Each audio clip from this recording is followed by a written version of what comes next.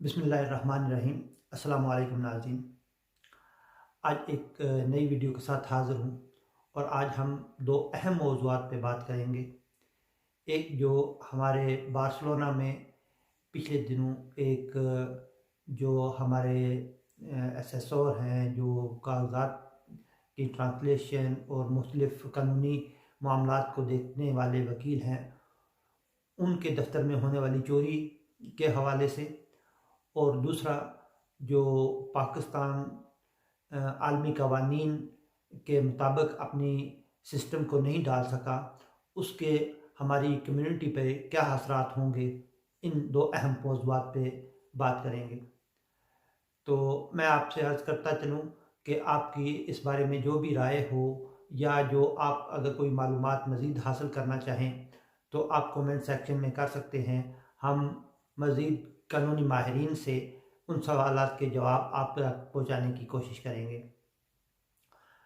तो पहला ये बात यह है कि एक आलमी कानून के तहत या आलमी मुआहदे के तहत जो कागज़ात की तस्दीक है, इसको ख़त्म किया जा रहा था, लेकिन इसमें पाकिस्तानी हकूमत या फॉरेन ऑफिस की कह लें कि ये एक नाअहली है कि वो अपने सिस्टम को अपग्रेड नहीं कर सके, या कंप्यूटराइज तरीके से या आलमी कवानीन के मुताबिक नहीं कर सके कि वो इससे इस्तेफ़ादा कर सकें। इसलिए हुकूमत स्पेन ने ये ऐलान किया है कि 9 मार्च के बाद जो उनका फॉरेन ऑफिस है, वो आलमी कवानीन को मद्देनज़र रखते हुए यहाँ से कागज़ात की जो अटेस्टेशन है वो ख़त्म कर देगा। जो डॉक्यूमेंट्स 8 तारीख से पहले बार्सिलोना कॉन्सुलेट से या स्पेन में पाकिस्तान की एम्बेसी से अटेस्ट हो चुके हैं, उनको यहाँ का फॉरेन ऑफिस का जो दफ्तर है स्पेन का, वो अटेस्ट करेगा। लेकिन जो उसके बाद आएंगे उनको वो अटेस्ट नहीं करेगा, उनको दोबारा पाकिस्तान में जो स्पेन की एम्बेसी है उससे अटेस्ट करवाना होगा। और ये भी हमारी हुकूमत पाकिस्तान ने के फॉरेन ऑफिस ने एम्बेसी से रब्ता किया है, लेकिन इसमें कितना फ़ायदा होगा या ये किस कदर काबिल अमल बात है, क्योंकि एम्बेसी में कागज़ात की तस्दीक के लिए पहले ही 3 से 4 माह का अरसा दरकार है, और अगर ये बर्डन भी उनकी तरफ शिफ्ट हो जाता है तो ये दौरानिया और ज़्यादा हो जाएगा, जिसकी वजह से हमारी परेशानियों में और इजाफा होगा। तो हमारे जो सियासी लीडरान हैं, जो मुख्तलिफ मौके पे ये चीज़ें कहते रहते हैं कि हाँ हम ये कोशिश कर रहे हैं जी कि हमारा डुअल नेशनैलिटी का हो जाए, हम ये इस मसले पे बात कर रहे हैं, लेकिन जो ये बुनियादी सहूलतें होती हैं उनके मतलब कोई बात नहीं करता, और ना ही कोई भी अपनी पार्टी की जिम्मेदारी लेता है या उस वक्त कहता है कि हाँ जी मेरी वज़ीर आज़म तक रसाई है। आम जब जलसों में बात कर रहे होते हैं तो कहते हैं कि हाँ जी मैं तो रोज़ाना वज़ीर आज़म से बात करके ही सोता हूँ। ठीक है, तो आप लोगों को भी चाहिए कि आप इसमें अपनी ज़िम्मेदारी का मुज़ाहिरा करें, और जो मकामी लीडरान हैं मुख्तलिफ़ पार्टियों के यहाँ बार्सिलोना में, उनसे भी या मुख्तलिफ़ जो दूसरे ममालिक हैं उनमें भी जो हैं उनसे कहें कि वो अपनी पार्टियों पे ये दबाव बढ़ाएं कि वो आलमी कवानीन के मुताबिक हमें सहूलियात जो हैं वो मुहैया करें। अब जो दूसरी अहम पेशरफ्त हुई है बार्सिलोना में कि एक जो एक असिस्ट वकील के तौर पर काम कर रहे हैं हमारे भाई, उनके दफ्तर में चोरी हुई है। अब उसमें बहुत सारी, ये नहीं कि हमारे ही जो पाकिस्तानी भाई हैं उनके पासपोर्ट जो हैं वो चोरी हुए हैं या उनके कीमती चीज़ें चोरी हुई हैं, लेकिन सवाल ये पैदा होता है कि किसी भी दफ्तर में ओरिजिनल पासपोर्ट जो प्राइवेट दफ्तर है उसमें छोड़ के आना कितना रिस्की काम है। और हमारे खासकर जो पाकिस्तानी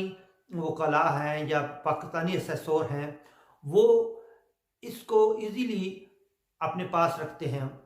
बाकी जो स्पेनिश फर्में हैं, जो वकला हैं, वो आपके जो ओरिजिनल डॉक्यूमेंट्स होते हैं जैसे पासपोर्ट या आपका डीएनए या डीएनए, उसको फोटोकॉपी तो रख लेते हैं, लेकिन जो ओरिजिनल है वो बहुत कम है जो वो अपने पास रखते हैं। अब इसमें क्या मसलहत है, और हम इतना